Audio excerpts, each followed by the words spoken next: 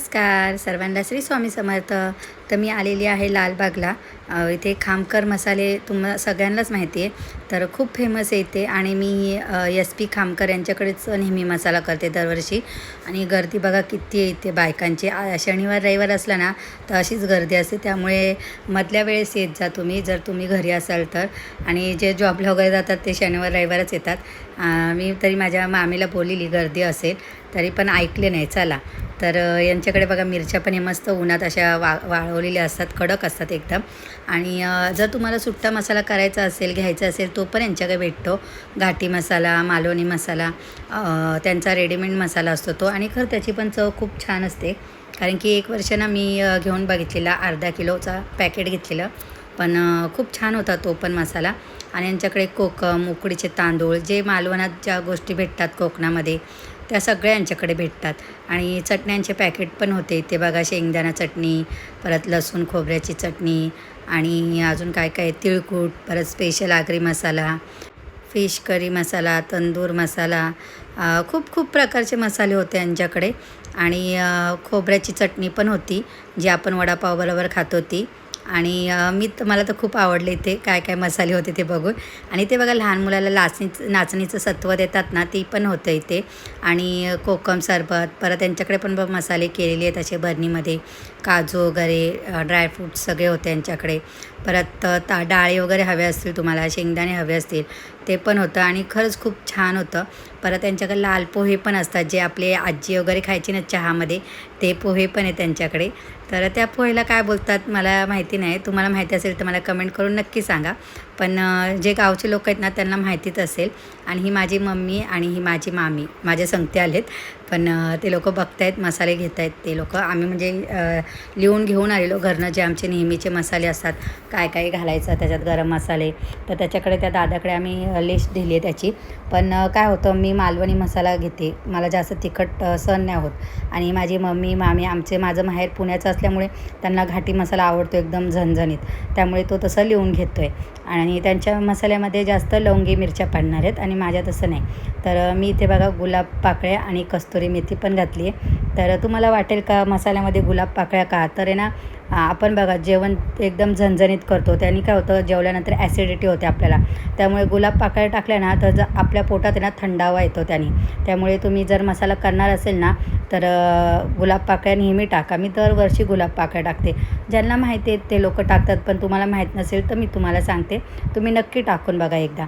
आणि ह्या दादाने सगळे आमचे गरम मसाले वगैरे पॅक केले. आणि ज्या मिरच्या वगैरे असतात ना, लवंगी मिरच्या, बेडकी मिरच्या, ते सगळं वेगळं पॅक करतात हे लोक. आणि गरम मसाले वेगळे पॅक करतात, कारण की भाजताना प्रत्येकाची भाजण्याची पद्धती वेगळी वेगळी असते. आणि आमची स्वारी निघाली आहे मिरच्या वगैरे घेऊन. आता हा दादा चालला दाखवायला कुठे जायचे ते. तर इथे डंकीने ही सगळी रांग लागली ना, ती मिरच्या मसाले, गरम मसाले भाजायचे आहेत रांगे. आणि पुढे ती दळण्याची डंकीने, तिथे 5-5 डंकीने. आणि खूप गर्दी असते, ऊन पण बघा किती भयानक आहे.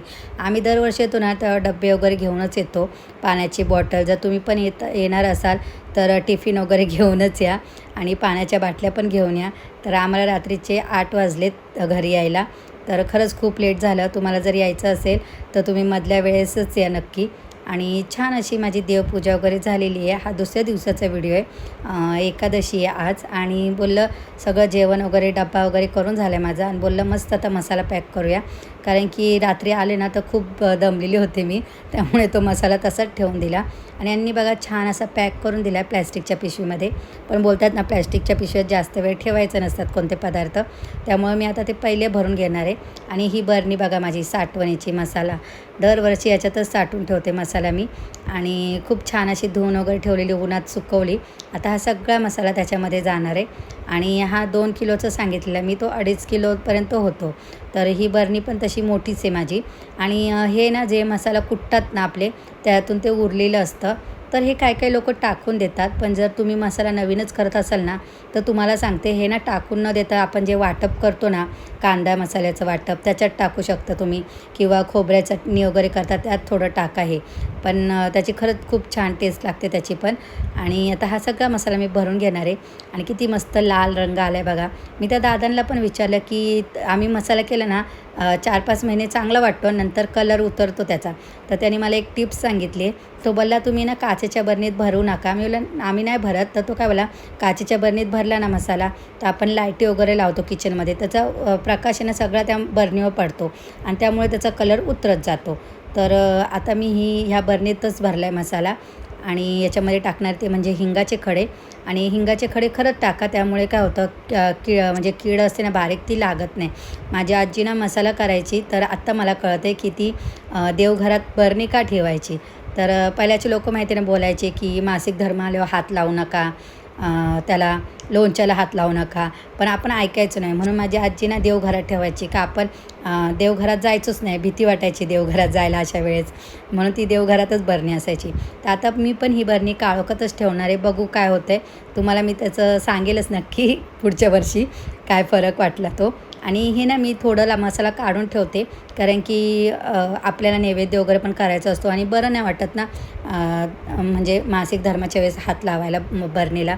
तर मी ही बरणी बाजूला ठेवते. हे आमची आजी आईपासून शिकवण आहे आम्हाला की मसाले कधी पण आहे ना पाहिजे तेवढेच काढायचे, बाकीचे लांब कुठेतरी ठेवून द्यायची बरणी. आणि इथे बघा हे काचेचं हे केलेले पूर्ण कपाट, त्याच्यामध्ये ना बरण्या ठेवलं तर प्रकाश पडतोच बघा. तर पण माझी काचेची बरणी नाही आहे आणि हे काचेचंच आहे, त्यामुळे मी याच्यात ठेवणार नाही आहे, ह्या साईडला ठेवणार आहे, जेणेकरून याच्या कोणाची नजर पण पडणार नाही आणि एका साईडलाच असेल काळोखात बघा बरणी, म्हणजे उजेड पण पडणार नाही लाईटीचा याच्यावर जास्त, आणि थंड हवेला राहते एका साईडला. तर खूप छान अशी त्यांनी मला टिप्स दिली आहे. मी पुढच्या वर्षी सांगेल तुम्हाला रंग बदलला आहे की नाही त्याचा, तर तुम्ही पण तसंच ट्राय करा. आणि आता वाजलेत दुपारचे 12-12:30 झालेत. आता मस्त अशी जेवण केले, थोडंसं फक्त कढी करायची बाकी होती. मी दह्याची कढी करणार आहे आज, कारण की तुम्ही बघताय बाहेर किती ऊन पडते आता, खरंच खूप गरम होतं आहे. जो काही पाऊस पडून गेला ना त्याच्यामुळे तर गावाला वगैरे इकडे तिकडे पाऊस पडतो, त्यामुळे खूपच गरम व्हायला लागले. आणि त्यामुळेच मी असं हलकं फुलकं अशी कढी करणार आहे मस्त. आणि कोणी कोणी कढी भात पण खातं बघा, खरंच खूप छान लागतं, म्हणजे दही भात पण खातात फोडणीचा, खूप टेस्टी लागतो तो. आणि हे ना कोकणी पद्धतीत कढी आहे, याच्यामध्ये ओलं खोबरं वगैरे लसूण पाकळ्या मिरच्या त्याचं वाटप टाकले मी. आणि आता हे दही मिक्सरला थोडं फिरून घेतले, कारण की दही असं टाकलं ना तर ते चितोड्यासारखी दही होते आणि मिक्सरला बारीक केली ना एकदम प्लेन होते दही, त्यामुळे कढी पण छान होते. तर तुम्हाला जर याची रेसिपी हवी असेल तर मला कमेंट करून विचारा, मी तुम्हाला नक्की सांगेल. तर छान असा आजचा माझा व्हिडिओ होता. तुम्हाला कसा वाटला, जर आवडला असेल तर माझ्या व्हिडिओला प्लीज लाईक करा, शेअर करा, सबस्क्राईब करा. पुन्हा भेटूया पुढच्या व्हिडिओमध्ये. तोपर्यंत सर्वांना बाय बाय.